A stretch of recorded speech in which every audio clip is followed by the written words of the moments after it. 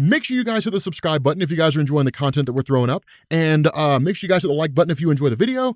And yeah, let's begin. What's going on, guys? This is Rob, and as I was sitting here thinking about this, I was like, I could do the Aliens comics, but the more I think about this, because I asked you guys a question previously, like what stories I hadn't finished that you guys wanted me to finish up, and people said Darkseid War. They were like, finish Darkseid War. Here's the thing, I made Darkseid War back when my video sucked, and so I was like, you know what, if we're gonna finish it, we might as well remaster it, right? So that's what we're gonna do. We're gonna remaster Darkseid War, and I promise this one won't suck as much as the last one did. So here's the thing to understand about Darkseid War. Darkseid War was the event that led into DC Rebirth, and it was basically DC kind of, pruning a lot of the things and adjusting a lot of the things and setting the stage for a lot of things. One of the other important concepts to understand here with Darkseid War is that some of the stuff that we see does not apply anymore. That a lot of this, not really a lot, but some of it was changed during the events of Dark Knight's Metal and Death Metal and Scott Snyder's Justice League run. So I will go ahead and make sure that we know what information stays, what information goes as we're going through this story. But when it comes to Darkseid War, we're initially going to start with issue number 40. Now, this whole video is going to be issues 40 through 45. For those of you guys who want to keep track or buy it online or something like that, it's called Darkseid War Act 1. For issue number 40, there's not really a whole lot that matters here. I mean, we're kind of given a little bit of information, but it's things that, things that we already know for the most part. For example, Scott Free is the son of Highfather on New Genesis. And for example, that like Metron brokered a peace between New Genesis and the planet Apokolips where Darkseid resides, different things like that, just that kind of situation. What does matter, and really the big takeaway that came from issue number 40 from the very beginnings of all this is the Anti-Monitor Mobius. Now, initially, we didn't know the Anti-Monitor had a name. And in fact, we didn't even really know that he had any kind of personality or anything. All we really knew about the Anti-Monitor is what we got in the events of Crisis on Infinite Earths and Infinite Crisis, when the Anti-Monitor was responsible for the destruction of the multiverse, and then we returned during the events of Infinite Crisis and Sinestro Corps War when he joined the forces of Sinestro. But this was a huge change, a huge departure for his character, because one, it's established his name is Mobius, and two, he was the reason for the destruction of the Earth 3 universe. Now, as part of the lead up to the events of Darkseid War, you got a story called Forever Evil, and Forever Evil was basically this story where the Crime Syndicate of America, which was an alternate reality version of the Justice League where all the heroes are bad guys, where they had basically fled their universe and showed up in the main DC universe. That was the whole basis behind the Forever Evil event. We didn't really know exactly why that happened, and when Darkseid War took place, when that started up, this gave us the explanation that in effect, Mobius had shown up to the Earth 3 universe and basically eradicated all the life on that world, and then in turn had absorbed all of his energies into himself. And so the big thing that kind of comes out of this, and kind of what we're told here, when Metron encounters Mobius, and a really good way to view Metron is kind of like the DC universe version of the Watcher to a degree. I mean, he's not as powerful as like the Watcher in Marvel, and even in and of himself, he's not wildly capable. He is insofar as the fact that he's a new god, so like, he's stronger than your average bear. But and with the chair that he has, the Mobius chair, that's what makes him so capable, is because the person who sits in the Mobius chair has all knowledge of everything that's currently going on in the universe and everything that has happened in the universe. And so one of the things that happens is that when Metron encounters and really comes across Mobius, he initially tells him like, you can't do this, right? Like, I know what it is that you're shooting for. I know what it is that you're trying to do. Do not do this, because I know what fate awaits you. You're going to call down the power of Darkseid, and Darkseid's going to lead to your destruction. Not only that, the war that you're trying to instigate here between yourself and Darkseid, this is going to lead to the end of the universe. It's going to lead to the end of reality. And one of the things that's kind of hit on here in Darkseid War is that because we got events like Crisis on Infinite Earths and 0 Hour, Crisis in Time, and Infinite Crisis and Final Crisis, and even the main New 52 event, because of the fact that we got so many different crises events that basically rewrote the universe, if another one were to happen, the universe and even the multiverse wouldn't be able to survive. It would all just basically be destroyed. There'd be no way to save it, because one thing to understand is that in the previous crisis events, it was more or less restructuring reality is really what it was. It was like remodeling your home. What Metron's talking about here is that if another crisis were to happen, it'd be like blowing your home up, right? That's more or less what he's offering here, what he's saying here. At the end of the day, though, Mobius doesn't care, right? He's looking to attain the power, really attain a way to kind of go back to the way he was before, to undo this hellish life that he's living. Now, we are given a bit of an explanation, and really kind of a lot of an explanation in terms of why he is the way he is, what it is that powers him, and his whole motivation behind this war, but we don't find out until the end. So it kind of sucks. It kind of sucks in that way. But one of the things is that where Metron Metron initially tries to stop him, ultimately he's overpowered by Mobius. And Mobius basically says like, I want a war with Darkseid. That's what I'm shooting for. And so the other big thing that came out of this is that following Metron being overpowered, you end up having the appearance of this kind of mystery woman that seems to be operating, along the lines of Mobius, helping him to achieve this goal. Now, that's all basically prelude stuff. The meat and potatoes of this picks up when you have a woman who shows up in her apartment by the name of Marina Black. For those of you guys who are also wondering, this art is by a guy named Jason Fabok. It is amazing, isn't it? But Kanto is basically there along with Lashina waiting for this woman to get home. They ask her, are you Marina Black? And when she responds like, yeah, but like, where's my husband at? They kill her. Now, this turns out that it's not the Marina Black they're hunting for, and they're actually looking for a very particular woman. It's almost like Terminator, right? He's just looking for a very particular woman, and it makes sense to just go through and kill every version they find until they ultimately kill the one they're looking for. Now, a little bit of explanation here. Lashina is part of a group called the Furies, and Kanto is an assassin for Darkseid. The Furies are almost like Darkseid's kind of elite guard, composed almost entirely of women. There are men who are Furies, but you don't really see them all that often. But Lashina is one of the best. She's not the absolute best, but she's one of the best. But what this does is it switches over to a guy by the name of Scott Free. Now, Scott Free is also known as Mr. Miracle, and kind of referencing our discussion on Metron brokering peace between Apokolips and New Genesis, because they kind of represent the idea of like absolute good and absolute evil, even though New Genesis kind of stretches the limits of credulity when it comes to truly being good.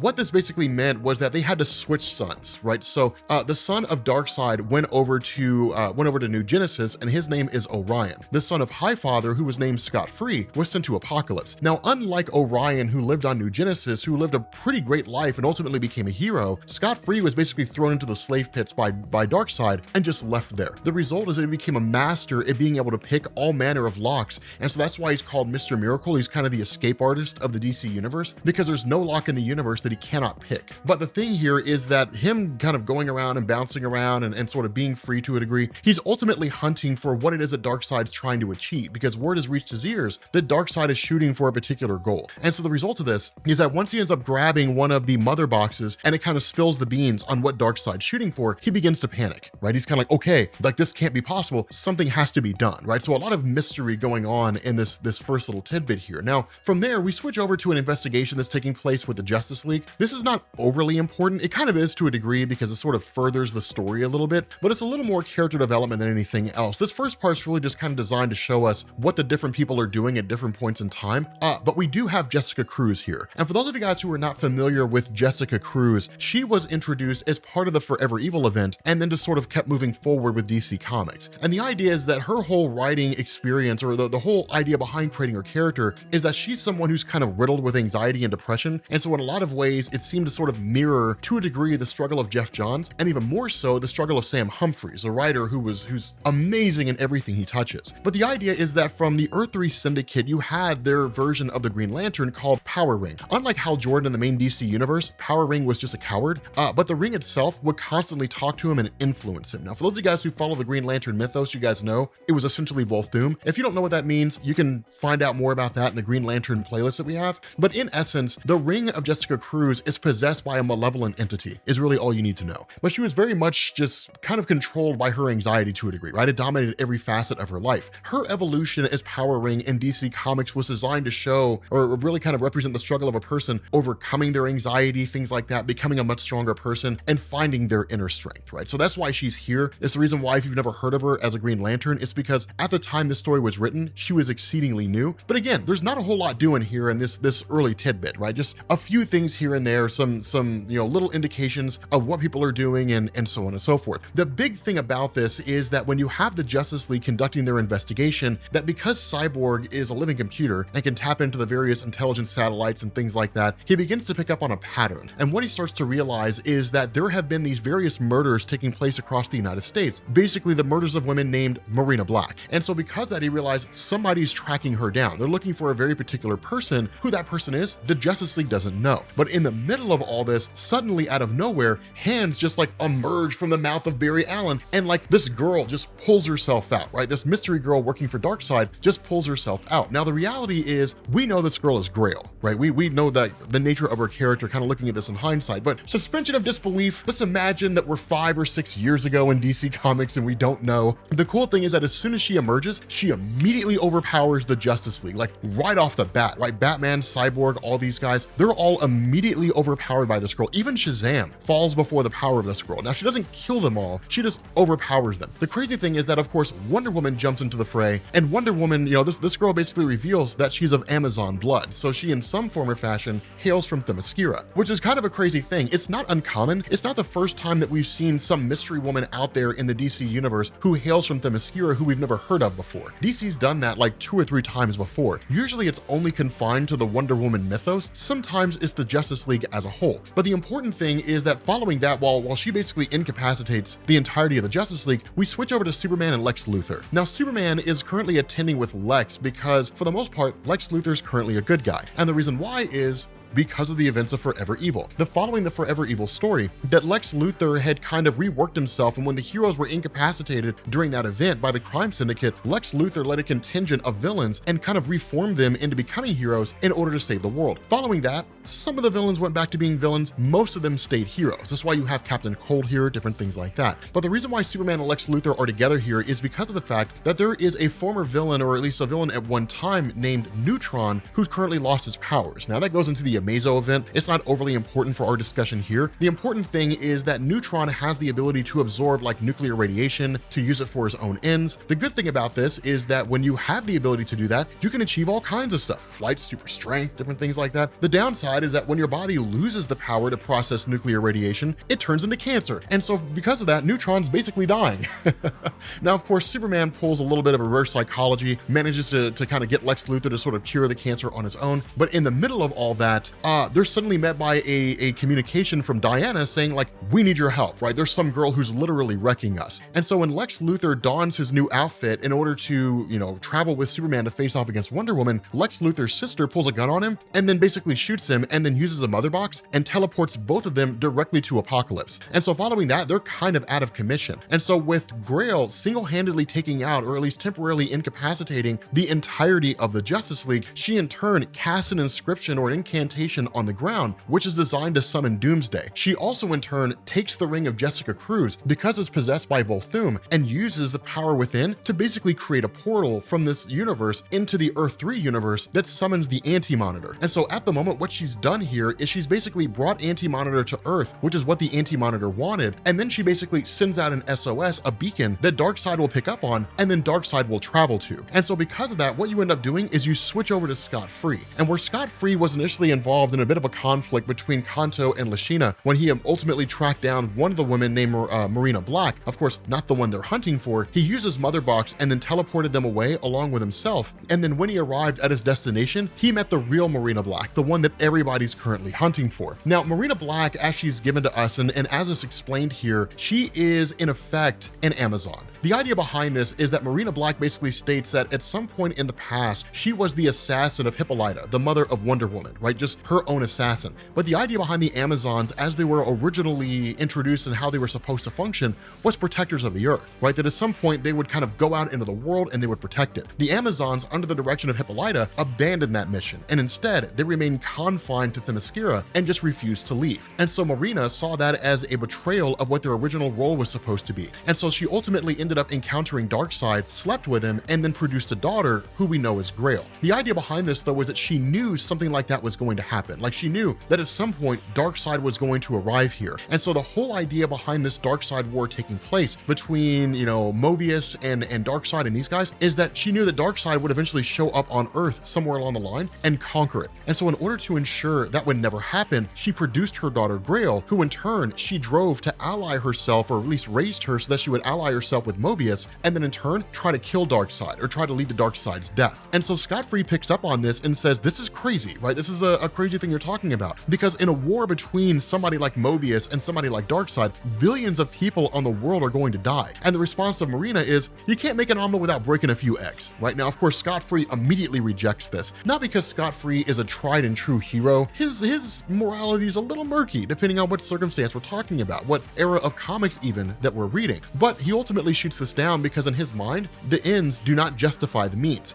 And so this, of course, leads to Marina Black realizing he's gonna rat her out, right? He's gonna try to find a way to defeat her. She in turn tries to kill him. He uses his mother box and he basically teleports out. Now, switching back to Superman and Lex Luthor, there's a couple things that go on here. The first is that once they're here and they're on Apokolips, Superman does what he can to tend to the wound of Lex Luthor from his gunshot from his sister. The other thing is that once they realize they're on Apokolips, there's a huge takeaway from this, right? Now, we'll find out what that is here in a second, because while we're at Apokolips, we switch over to Darkseid. And Darkseid is informed that one, Superman is here, and that two, his daughter has summoned his presence. And so for the most part, the idea of Darkseid is to focus on Mobius first. That's really the biggest threat and his biggest concern. With regards to Superman, he almost kind of lets on this thing that nobody else really seems to know, where you have Steppenwolf, who's kind of like, I mean, why don't you just let me destroy Superman, right? Why don't I go out there and take care of him? Or the other guys go out there and take care of him. But the response of Darkseid is no. Superman is small beans at this point in time. I'm not worried about the Kryptonian here on Apokolips. And so he basically says, tell the slaves who exist out there on Apokolips that if one of them is able to kill Superman, they'll no longer have to work on Apokolips. They'll be spared any future labor that they'll have to endure. Now, one thing to understand about the planet of Apokolips is it is a place of suffering and torment. That's true. It's about as close as you get to hell in DC Comics without actually going to hell itself, which of course is actually ruled by Lucifer Morningstar. But there are people who dwell there. There are actual individuals. There's a society there, right? There's a society. You have different castes in that society. You have rebels who are working to fight against Darkseid. You don't really hear a lot about them. One, because you don't really have any comic books that focus exclusively on that. And two, the fact that DC doesn't really focus on them is designed to kind of point to the idea that Darkseid rules Apokolips with an iron fist, and no attempt by rebels is ever really going to lead to their success in toppling him, right? So it's almost like DC's kind of saying they're not important because they'll never succeed anyway, right? So it's just kind of designed to go towards the idea that Darkseid's just kind of this person who cannot be defeated by anybody on his own turf, right? On his own planet. And so following that, you have the Justice League who jump in, kind of jump back into the fray again against Grail. And then of course, Mobius basically makes his move, kind of quells the entire conflict and is like, we're done. Because when that happens, you have Metron who shows up here, and Metron's just kind of like, this has to end, right? Kind of trying to broker the peace again and saying this has to end, this has to stop. There's no way this is going to work.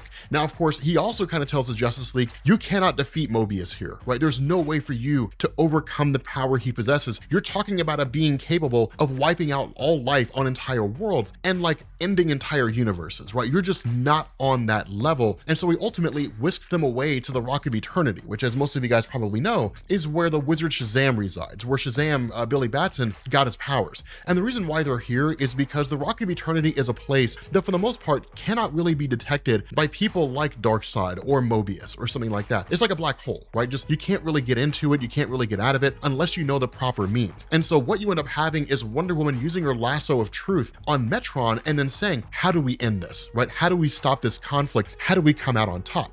Is there any way for us to defeat the Anti-Monitor? And the only option that Metron can answer is, you have to take the Mobius chair from me. It's the only way to do it. And so she does exactly that. With a Lasso of Truth wrapped around him, she yanks Metron off the Mobius chair. Now understand, it's not as though Metron and his Mobius chair are like attractive magnets, right? It's not like magnets that are attracted through polarization. Like, it's just this super impossible thing to do. Not at all. It can be done quite easily if you have the proper level of power. I mean, if you or I ran up on Metron and tried to take him off the Mobius chair, that's not going to happen, right? But the Lasso of Truth is one of these artifacts that transcends normal levels of power, and it just sort of allows her to ensnare almost anybody and force them to tell the truth. There are limits to it, but it's actually been used on the Spectre in DC Comics. Now, the idea of it being used on the Spectre is largely due to the fact that the Spectre is just so incredibly powerful, and even then, he's just kind of bonded to a human host. So despite the power that he has, it affects more of the human side than it does the godly side, but we still know that like it can affect wildly powerful people. But while she does that, ultimately you have Batman who dons the Mobius chair, and this is where you come across Batman, the God of Knowledge, for those of you guys who are familiar with the concept but don't really know where it originated from. And so right off the bat, Batman starts asking a few questions to verify the knowledge of the Mobius chair, right? Who killed my parents? Ping, yes, it's Joe Chill. Then he asks the question,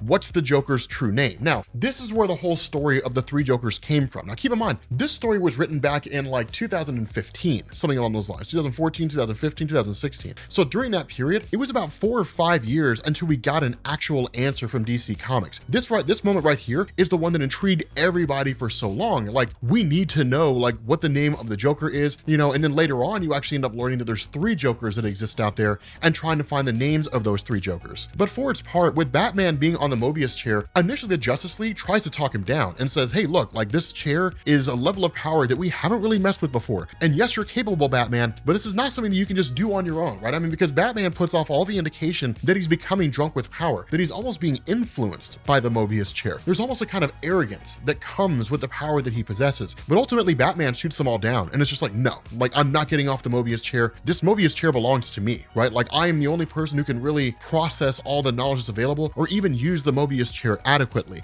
And so the result is that there's no way to get him off of that. Now, the Justice League kind of resigns and accepts this fact because there's much bigger things to worry about than whether or not Batman's going to get off the Mobius chair. And if Batman becomes a threat later on, then they'll in turn respond. And there is truth to the fact that there's much bigger threats going on, because there are. When we switch back over to Superman and Lex Luthor, as they're there on the planet of Apokolips, all these slaves just come pouring on them, right? And attacking them all as best they can. The problem with this is that Superman's X-ray vision is fuzzy. It's not really working the way that it's supposed to. And his initial thought is that there must be some kind of lead in the air that's designed to dilute his powers, because as we know, lead is the only material that Superman cannot see through with his X-ray vision. And if there's lead in the air, then it would mean that his X-ray vision wouldn't be able to see clearly. Now, of course, Lex Luthor chimes in and says, no, like there's cadmium and there's polonium and there's, mercuric oxide, but there's very little lead in the atmosphere. And so it's kind of like, okay, before they have a chance to figure out what's going on, all these different slaves descend. Now, Lex Luthor and Superman are able to fight them off, but in the process, Superman is injured. And that's when Lex Luthor picks up on the fact it's not anything like lead in the atmosphere that keeps Superman from being able to see properly with his X-ray vision. There's no sunlight here. And because there's no sunlight, Superman's powers are draining. And that's the thing to understand about Superman's abilities. He really is a solar battery. And so as long as you keep that battery charged up, you're always going to be able to use it to its full capacity. The problem is that once you take that battery off that charger and then you just use that battery's life up in its entirety, there's nothing left. The battery is going to be dead. And that's how that works. So it's like water in a cup, that as Superman strays away, the further away he is, or the longer he's away from the yellow sun, the more he uses his powers, the more those powers begin to disappear, right? So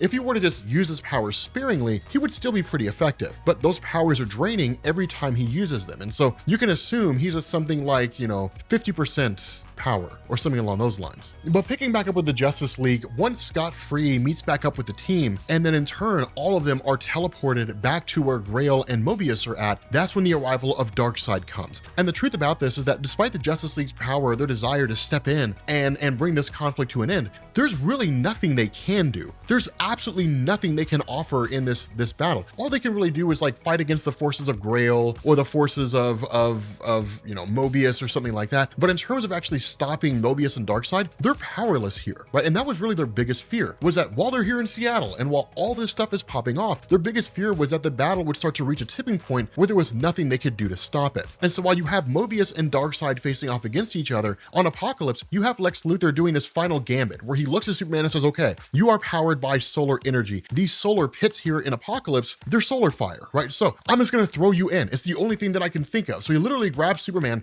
throws him in the pits of Apokolips, hoping that it'll basically recharge his energies and bring him back up. The problem with this is that when it does, he comes out completely corrupted and twisted, because the fire pits of Apokolips have corrupting energy. They're designed to twist you out and to mess you up and to cause all kinds of problems. They basically turn you into your most evil self. And so kind of transitioning for a second, this is when we get the origin more or less of Mobius, right? And this is where things were completely changed recently with Scott Snyder's run on Dark Knight's Metal, Death Metal, his Justice League run, all that kind of stuff. So the original origin, or the actual origin of Mobius as it's given to us in this particular story, is that Mobius was at one point in time a science guy, right? He was an explorer. He simply wanted to understand the universe and how all those different things work. And so he designed the Mobius chair to be this device that could basically catalog all the information he'd gained as he gained it, because the mind was simply just incapable of handling all that information. The result of this was that during his explorations, he ended up encountering the anti-life equation, that if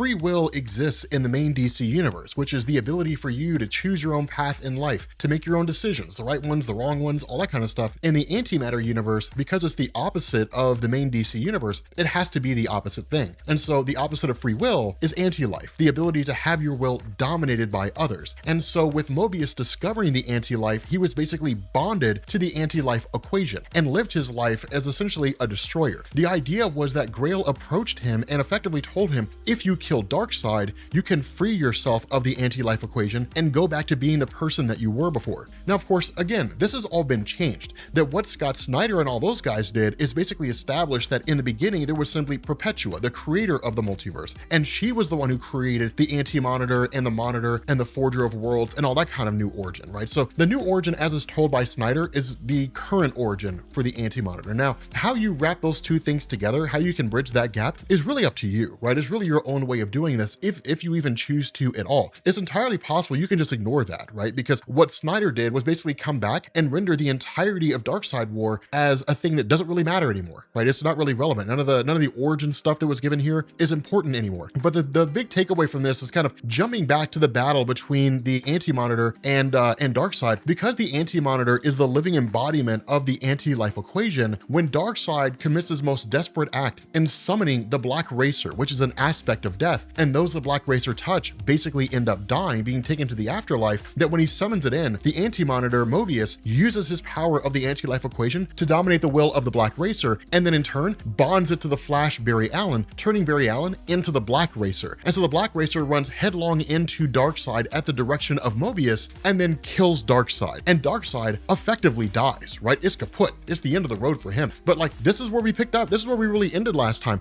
I think we did the tie-ins. I'm not entirely sure. If we didn't, let me know. But I think we did all the tie-in events, because following this, things pop off, right? Things go nuts, because now nobody knows what to do with Darkseid being dead. And in fact, the gods that give like Shazam his powers, for example, are all panicking. They're all bailing on him, right? Like, they're all basically bailing out. It's nuts, right? Superman is like a twisted, corrupted version of himself. No one knows what to do next. There's nobody leading Apokolips. Like, it's probably the worst case scenario for almost anybody in the universe. But with that being said, guys, we're gonna bring this video to an end. If you are new here to Comics Explained, make sure you guys hit the sub button to become part of the Rob Corps. If you guys enjoyed this video, make sure you drop a like, and I will catch you all later. Peace.